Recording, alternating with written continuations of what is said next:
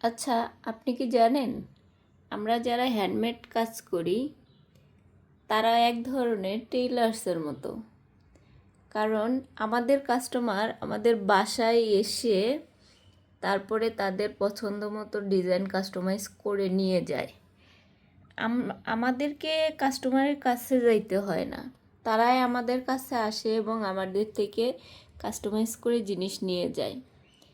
আমার কাছে মনে হয় এক ধরনের টেইলার্সের মতোই, যেখানে মানুষ কাপড় কিনে তারপরে টেইলার্সের কাছে গিয়ে নিজের পছন্দ মতো মাপ দিয়ে ডিজাইন করে নিয়ে আসে। আমরাও ঠিক সেরকমটাই করি, যারা যারা অর্ডার করে তাদের পছন্দ মতো। আর আমাদের হ্যান্ডমেড কাজগুলো বেশিরভাগই দেখা যায় আমাদের আশেপাশের মানুষগুলাই বেশি হয়, হয়তো এলাকার মানুষ, হয়তো অথবা আত্মীয় স্বজন বা একজন নিছে তারপরে তার পরিবার বা আশেপাশের লোকজন সহ নিতেছে, এরকমটাই হয়।